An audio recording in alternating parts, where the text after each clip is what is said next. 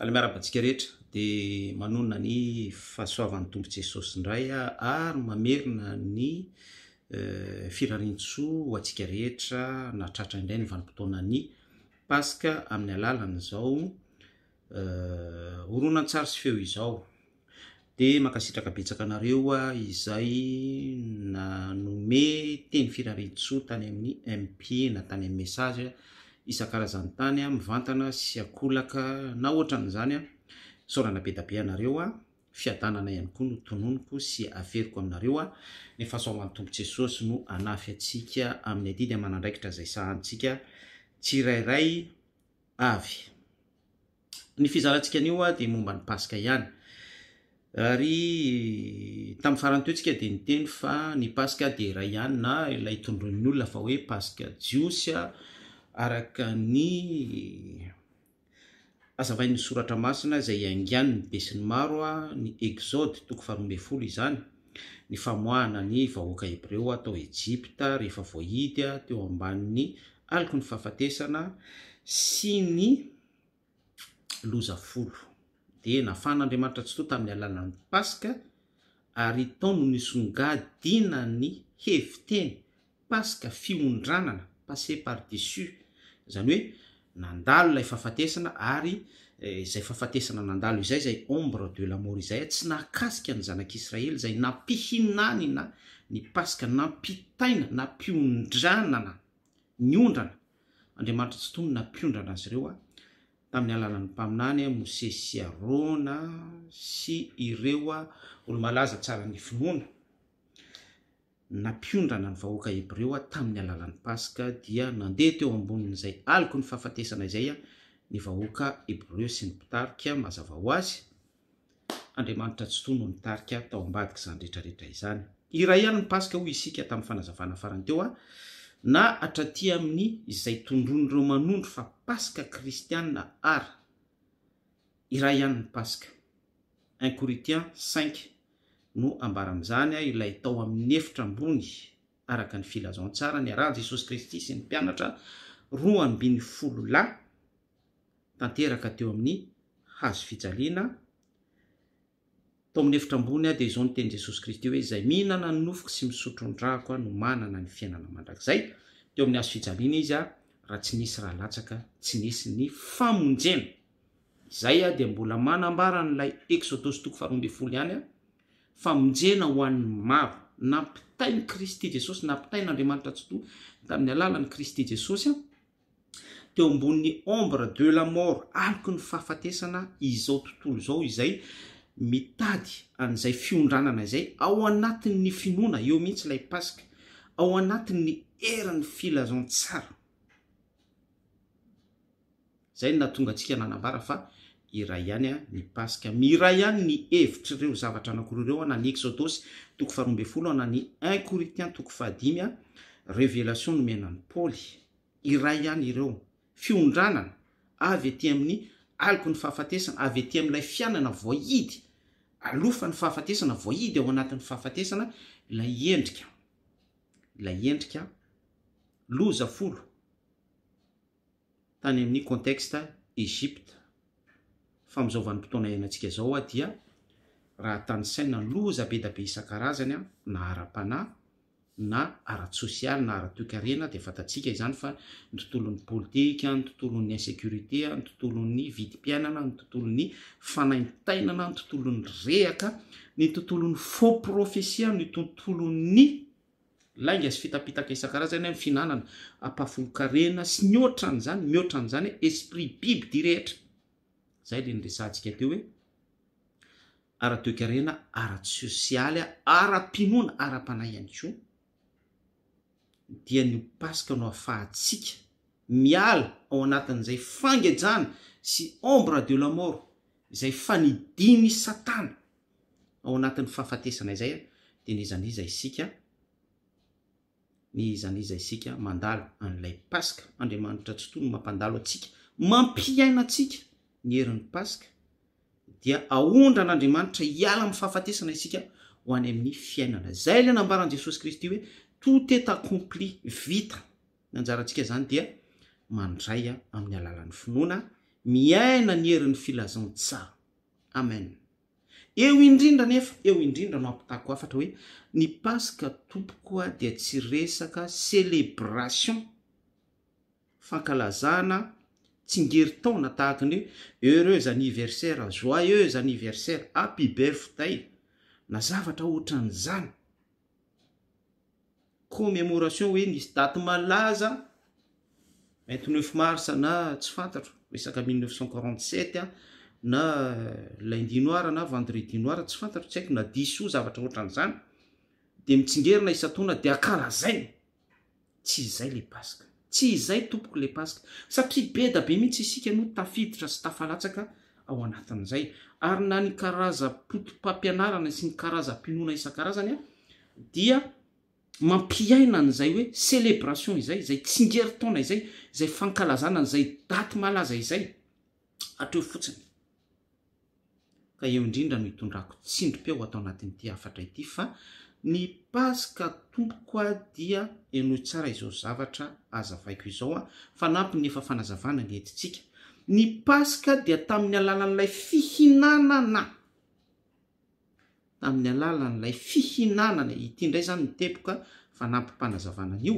nampihinanana ny mofo tsy misy masirasira ny zanak'Israel, nampihinanana ny zanak'ondry tsy misy klema ny zanak'Israel. De tao anatin'izay hoe mihinana ny mofo tsy misy masirasira, ny zanak'ondry tsy misy klema,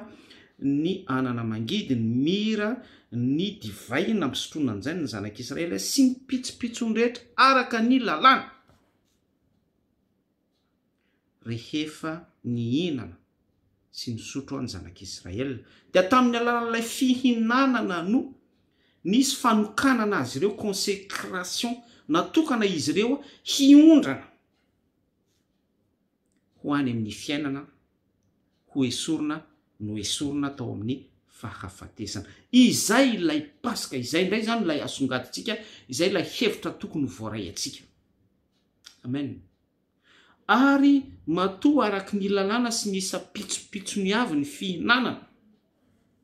hatramin'ny jabora, hatramin'ny taolana, hatramin'ny nofony, hatramin'ny rahany sy ny sisa rehetra,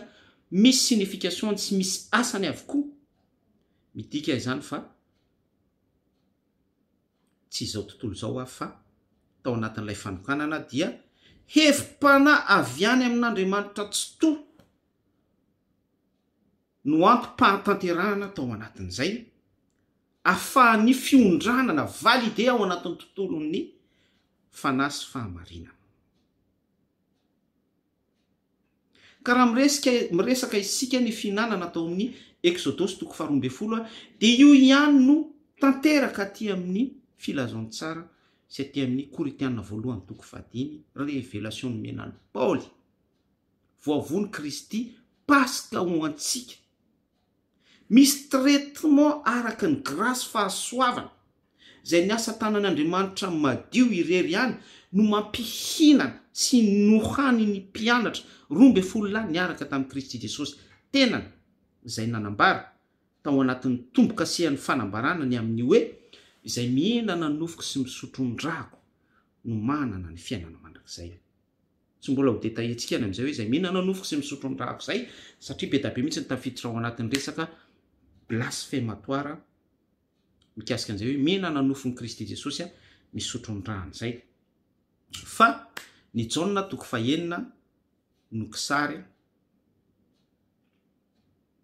ery sy zava-miafina asongadan'izay fanambarana izay ny amin'ny mofonaina, mofo ny tenan Jesosy Kristy sy lay aina izay mihinana nofoko sy misotro ndraha dia aina.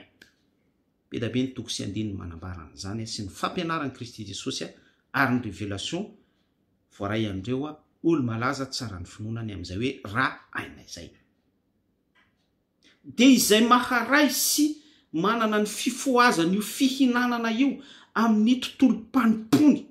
en esprit, en vérité, eo amin'ny fiainana sy ny fanimpony no maharay ny antsoina hoe erin'ny filazantsara voahidy ao anatin'ny Paska. Dikan'izay dia ny olona maharay an'izay fanambarana izay sy mihinana any amin'ny tontolony tsy hita maso tahaka ny hinana ny mpianatra 12 lasy Kristy Jesosy tao amin'ny efitra ambony tanteraka teo amin'ny hazo fijaliana no afaka miondrana miala amin'ny fahafatesana makany amin'ny fiainana ary mandeha eo amboniny ombre de la mort. Alléluia. Somary lalandalina izany zavatra zaraintsika izany fa amezako azy dia hoe ny Pasika fankalazana commémoration na célébration zany dia tsy misy herim-pamonjena mihitsy ao anatiny sady tsy miteny hoe ratsy tiana ratsy an'izany no antondiako eto satria misy any ny olona converti amin'ny alalan'ireny hetsika fankalazana isan-karazany ireny sy fampahatsiahivana ireny daty ireny. Ny fiasan'Andriamanitra tsy afaka fefehezintsika sy limitentsika zay mahatonga manambara fa hoe misy ny fanahy zay resy lahatra tonga adere mpikambana amina fiangonana anankiray dia manomboka eo ny parcourny amin'ny fanarahany dia an'Andriamanitra tsy toa sy ny fomba fandratony ny herin'ny filazantsara dia miasa ao ambadika izay araka ny fahitany fity amin'ny mpino tsiraray Andriamanitra tsy toa zay mahatonga ny teny fa tsy ho avy na ratsy an'ireny zavatra ireny fa hiteny kosa ary anipika fa tsy misy famonjena ao anatin'ireny fa ny famonjena dia ilay heviteny sy lanjateny nasongaditsika teo hoe fihinanana ray ihany ny Pasika ilay fihinanana tany amin'ny Exodus 12 ondry zanak'ondry tsy misy kilema biby fihinanana ty amin'ny Korintianina voalohany 10:7 voavony Kristy Pasika ho antsika tao amin'ny efitra ambony filazantsara zay mihinana nofoko sy misotro ny drako no manana ny fiainana mandrakizay zavatra iray ihany ireo fehiny lay fihinanana ihany koa araka ny lalàna tanteraka taty amin'ny fahasoavana grâce tamin'ny alalan'i Jesosy Kristy lay fahasoavana mihitsy ny décortiquer toko par toko andininy par andininy verset par verset chapitre par chapitre dia ao anatin'izay le hoe maranitra no ny sabatra roa lela ny tenin'Andriamanitra mampisaraka ny tsoka sy ny aina ny fanahy sy ny tonina ainsi de suite voaratsaratsana mihitsy ny lanja sy ny hevitra finosin'ilay fihinanana ao anatin'ny finoana sy ny herin'ny filazantsara dia ino no mifoa ao anatin'ny olona teraka famonjena tonga Pasika ho an'ny mino anankiray amin'izany zavatra ambarantsika izany a partir an'izay izy manana akse amin'ny fiondranana miondra avaty amin'ny fahafatesana makany amin'ny fiainana mandrakizay vie éternelle zay mihinana nofoko sy misotro ny drako no manana ny fiainana mandrakizay. Mino fa voarainao zany afatra izany mampanahery fotsiny dia ilay fihinanana lasa izao tontolo izao chocolat de Pâques, œuf de Pâques, ny cadeau isan-karazany festin ny abus amin'ny resaka alcool ny resaka zavatra ohatran'izany zany no icélébré ny olona célébration lay ny resantsika tany ambony ny fihinanana ny fisotroana zany lay efipetsin'ny Satana sady usurpation no plagia amin'ilay fondement lay fihinanana ao anatin'ny zavatra zarain'Andriamanitra amintsika ny herin'ny Pasika zay asongaditsika eto. Zay no azoko ambara fa tianao Jesosy dia mirary soa antsika rehetra mampirisika anao sy mampahery anao ho tafiditra ao anatin'izay famakafakana izay zavatra voaray anao amin'ny alalan'izany teny zany halalany zany teny zany ahafahanao miondrana miala amin'izao fiainana feno fahoriana izao voahidy ao anatin'ny fahafatesana sy ny fahoriana ka iondrana ianao ho any amin'ny fiainana mandrakizay vie éternelle. Ety tany ianao dia fa afaka misantatra an'izany. Tianao Jesosy mirary soa antsika rehetra.